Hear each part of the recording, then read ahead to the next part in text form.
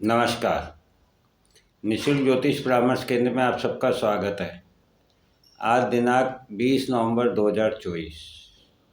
मेरा mobile number 8005817305। आप लोगों की कोई भी समस्या हो तो आप व्हाट्सएप पर अपना नाम, अपना पता, जन्म स्थान, जन्म समय, जन्म दिनांक एवं आपका जो भी सवाल हो वह आप लिख कर के भेज सकते हैं। समय मिलने पर, आपका नंबर आने पर आपको जवाब दे दिया जाएगा। जैसे कि हमारी चर्चा कुंडली अध्ययन पर चल रही है और हमने 4 भावों का परिणाम जाना। आज हम 5वें भाव की चर्चा करेंगे। किसी भी भाव से संबंधित उसकी बुद्धि, उसके विवेक को जानना है या उसके प्रेम को जानना है या उसके अधिकार को जानना है, तो आप उस भाव से 5वां भाव जो है उससे आप उसे समझ सकते हैं, देख सकते हैं। जैसे कि लग्न में यदि आप हैं तो आपके लग्न से जो 5वां भाव है वह आपके अधिकारों को दिखाता है, वह आपके बुद्धि विवेक को दिखाता है, वह आपके प्रेम और प्यार को दिखाता है, वह आपकी संतान को दिखाता है, वह आपकी आत्मा को दिखाता है, वह आपके पूर्व जन्म को दिखाता है। इस प्रकार से हम 5वें भाव की व्याख्या करते हैं। तो अब मान लीजिए आप कि आपको धन भाव का 5वां भाव देखना है। धन भाव, कुटुंब भाव, दूसरा भाव की आपको व्याख्या करनी है। तो यदि कुटुंब से प्रेम को देखना है तो आप ऋण, रोग, शत्रु यानी 6ठे भाव को देख सकते हैं। आपका जो ऋण है वह आपका कुटुंब के प्रति है और आप अपनी बुद्धि, अपने विवेक के द्वारा अपने कुटुंब के प्रति जो भी ऋण आपका पूर्व जन्म का है उससे ऋण मुक्त हो सकते हैं।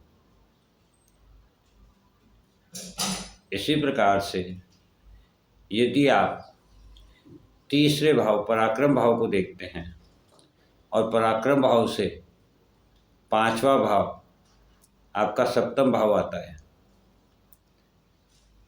तो पराक्रम के बुद्धि विवेक को देखना है तो वह आपका व्यापार का क्षेत्र दिखाएगा, आपके पार्टनर का क्षेत्र दिखाएगा, आपके लाइफ पार्टनर का क्षेत्र दिखाएगा, बिजनेस पार्टनर के क्षेत्र दिखाएगा। यानी आपका पराक्रम, यदि आप बुद्धि और विवेक के साथ अर्थात अपने सप्तम भाव के साथ मिलकर के करते हैं तो निश्चित रूप से आपको उसके इच्छा पूर्ति के परिणाम प्राप्त होंगे। क्योंकि 5वें भाव के ठीक सामने आपका 11वां भाव होता है जो कि आपकी इच्छा पूर्ति का होता है। अब जैसे हमने पराक्रम के लिए देखा कि पराक्रम की बुद्धि और विवेक कौन सा भाव आया? सप्तम भाव। वह हमारी दाम्पत्य का है, बिजनेस पार्टनर, लाइफ पार्टनर, वह हमारे बिजनेस का है। तो ठीक उसके सामने आपका लग्न आता है और जब आप अपने पराक्रम को अपनी बुद्धि और विवेक के साथ, अपने लाइफ पार्टनर के साथ, अपने बिजनेस पार्टनर के साथ, प्रेम और प्यार के साथ, अपने अधिकार के साथ पराक्रम करते हैं तो आपके लग्न यानी आप स्वयं की इच्छा पूर्ति होती है।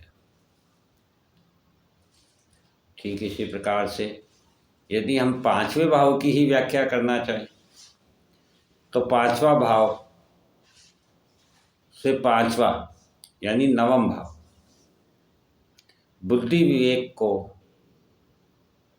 यदि बुद्धि चाहिए, विवेक से काम लेना है तो उसे उच्च ज्ञान की ओर जाना होगा। नवा भाव हमारे उच्च ज्ञान को दिखाता है, धर्म को दिखाता है, पिता को दिखाता है, भाग्य को दिखाता है।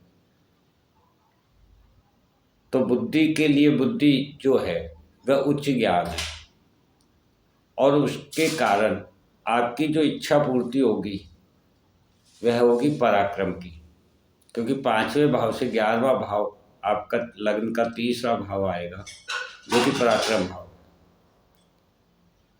तो आप पराक्रम की जो आप इच्छा रखते हैं अपने पांचवें भाव के प्रति, अपने संतान के प्रति, अपने पूर्व जन्म के प्रति, अपने प्रेम प्यार के प्रति, अपनी बुद्धि विवेक के प्रति, तो वह जो पराक्रम की इच्छा है वह उच्च ज्ञान को प्राप्त करके ही आपको प्राप्त हो सकती है।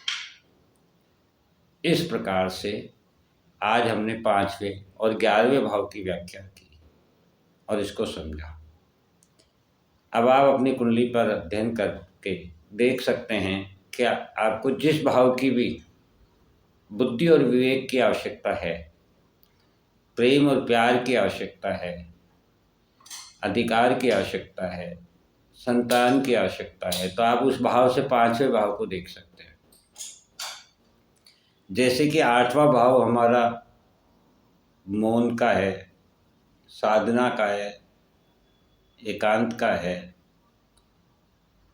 तो उससे ठीक 5वां घर आपके 12वां भाव होता है और वह 12वां भाव मुक्ति का होता है।